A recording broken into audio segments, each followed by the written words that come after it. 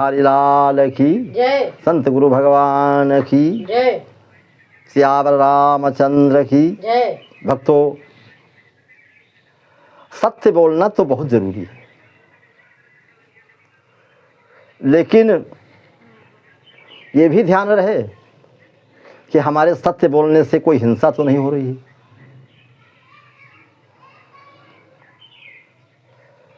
एक महाराज थे जिनका नाम था मांडव्य। नन्हे मुन्ने बच्चे थे। बचपन में उन्होंने एक पतंगे को पकड़ा, उसे कांटा से छेद दिया और पतंगे कांटे में पड़ करके उड़ता रहा। उड़ते उड़ते थे और बच्चे छोटा मोटा जीवन था, कम उम्र थी। जब तक मन चाहा तब तक उससे खेला, इसके बाद फेंक दिया, चले गए और कांटे में छेद करके वो मर गया। मरने के बाद, अब तो बचपन की बात रही, लेकिन भैया पाप तो पाप होता है, अनजान में हो जाए या जान में हो जाए, कुछ न कुछ तो उसका परिणाम तो भोगना ही पड़ेगा। धीरे धीरे महाराज जी जब जो है सयाने हुए तो सत्संग में पहुँचे। सत्संग में कुछ ऐसा प्रभाव पड़ा कि वो संत हो गए। मांडव्य ऋषि संत हो गए। संत होने के बाद बड़े ही विचार से चलते थे, भगवान को बहुत प्रिय थे, लेकिन सबके लिए कर्म का बंधन तो है ही है। कर्म प्रधान विश्व रचि राखा, जो जस करे सो तस फल चाखा। एक दिन की बात है, ये अपने कुटिया से बाहर बैठे हुए थे और भगवान का ध्यान कर रहे थे, समाधि में बैठे हुए थे। तब तक कि इनके सामने से होकर के एक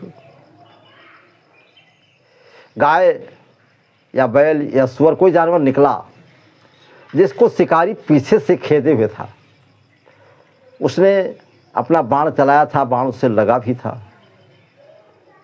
और महाराज जी के सामने होकर के निकल गया। शिकारी पीछे से दौड़ता हुआ आया और महाराज जी के पास पहुंचा। महाराज, इसके महाराज, क्या इधर मेरा शिकार गया है? मेरी गैया गई है उधर। तो महाराज जी चुपचाप बैठे रहे, कुछ नहीं बोले। तो शिकारी कहता है, महाराज मैं आपसे ही पूछ रहा हूँ, इधर मेरा शिकार गया है? अब महात्मा जी मन में विचार करते हैं कि अगर मैं ये कह देता हूँ कि शिकार गया है तो अभी तो बाण विधा है, वो मार डाला जाएगा। अब अगर मैं ये कह देता हूँ कि मैंने नहीं देखा है तो असत्य होगा, मैं झूठ बोलता हूँ। ऐसे अवसर पर मैं क्या करूँ? मन में सोचा तो अब कोई उपाय नहीं चलता है, तो एक भगवान को याद किया, दो चार माले फेरे। भगवान की प्रेरणा से हृदय में बात आ गई। कहा, देखो शिकारी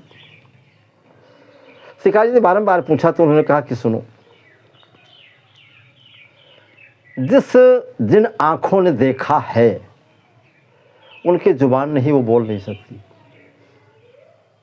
जिन आंखों ने देखा होगा वो बोल नहीं सकती, और जिसमें बोलने की शक्ति है उसने देखा नहीं। मैं तुम्हें क्या बताऊं? शिकारी अपने मन में सोचने लगा कि शायद कोई पागल बाबा है। वो चला गया और उस पतंगे को मारने की वजह से एक समय राजा जी के यहाँ चोरी हो गई। कुछ चोर लोग राजा का धन लेकर के भागे और भागने के बाद पहुँचे जाकर के तो सिपाही लोग उनको पीछे से खेद रहे थे। उसी जंगल से निकले जहाँ पर मांडव्य ऋषि थे और देखा कि हम पकड़ ले जाएंगे, तो चोरों ने अपना सारा धन महाराज की कुटिया में रख दिया और गायब हो गए। सिपाही लोग पहुँचे, महाराज जी को पकड़ लिया। महाराज जी कहते हैं हमको कुछ पता नहीं, और तो कुटिया में तलाशी दी गई तो धन मिला। कि भैया धन मौजूद है। वो कहते हम जानते नहीं तो कौन मानेगा। गिरफ्तार किया बाबा को, लेकर राजा के पास पहुँचे। राजा तो जो ऐसा था कि जो विवेकी नहीं था, विवेकवान नहीं था, विचार नहीं किया और महाराज जी को फांसी की सज़ा बोल दी। और फांसी की सज़ा, उन दिनों की सज़ा ऐसी होती थी कि फांसी के तख्ते पर चढ़ा दिया जाता था और चढ़ाने के बाद फांसी दे दी जाती थी, दरवाज़ा बंद कर दिया था। जब दूसरी फांसी होने को होती थी तब वो लाश उतारी जाती।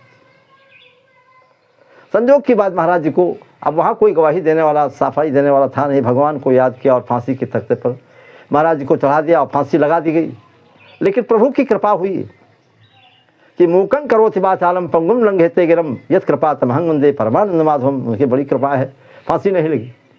उसके दूसरे तीसरे दिन दूसरी फांसी का नंबर आया। जब दरवाज़ा खोला गया तो पता चला महाराज जी माला लिए हुए राम राम राम राम राम का जाप कर रहे हैं। राजा ने देखा, बड़ा आश्चर्य हुआ। सारे नगर में चारों तरफ बात फैल गई। महाराज जी को उतारा गया, चरणों में गिर पड़ा, महाराज मुझसे बड़ा अपराध हो गया। राजा क्षमा मांगने लगा तो राजा से कहा कि कोई बात नहीं, तुम्हारी गलती नहीं है। अवस्थ में भोक्तव्यम कृतम कर्म शुभाशुभम, जो जैसे कर्म करता है उससे तो भोगना ही पड़ता है। और महाराज जी कुछ समय के बाद महाभजन करते करते जब उनका शरीर का अपना देहावसान हुआ तो यहाँ से पहुँचे धर्मराज के पास। और धर्मराज के पास जब पहुँचे तो धर्मराज अपनी तपस्या के बल से धर्मराज से भी एक बार वहाँ भिड़ गए। कहा बताइए कि जब मैंने बचपन में मुझे फांसी क्यों दी गई? कहा तुमने बचपन में पतंगे को कांटे से नाथा था। कहा मैं जब अनजान था तब ऐसा हो, उसकी इतनी बड़ी सज़ा? कहा हाँ, इसमें हम क्या कर सकते हैं। वहाँ पर धर्मराज को मांडव ऋषि ने श्राप दे दिया। वहाँ भी ठीक है, अगर ऐसे स्वभाव ये जो है सज़ा का विधान इस प्रकार से है तो ठीक है, हम तुम्हें श्राप देते हैं कि तुम मनुष्य रूप धारण करोगे और राजा बनोगे और सब कुछ जानोगे बूझोगे, फिर तुम बुरे कर्म करोगे, तुमको कष्ट ही कष्ट उठाना पड़ेगा। वही कुंती के माध्यम से और दुर्वासा ऋषि के मंत्र के माध्यम से धर्मराज के माध्यम से एक पुत्र पैदा हुआ जिनका नाम था धर्मराज युधिष्ठिर। राजा थे, कृष्ण भगवान के साथी थे, भगवान से मिलते थे। अर्जुन भीम नकुल सहदेव युधिष्ठिर पांचों भाई थे, भगवान साथ में रहते थे। लेकिन जुआ का ऐसा व्यसन था कि जुआ खेलने जरूर जाते थे। सब कहो भगवान से पूछत रहा, जुआ ख्याल खोता था, भगवान से नहीं पूछता है।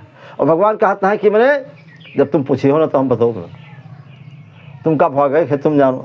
इस प्रकार से मांडव ऋषि की बात है। तो भक्तों सत्य बोलो, लेकिन ये विचार रखो कि हिंसा से बचना भी है और कदापि कहीं भी ऐसे कर्म न करो जिससे कि तुम्हें बहुत तकलीफ या दुख उठाना पड़े। भगवान की शरण में जाओ तभी कल्याण होगा।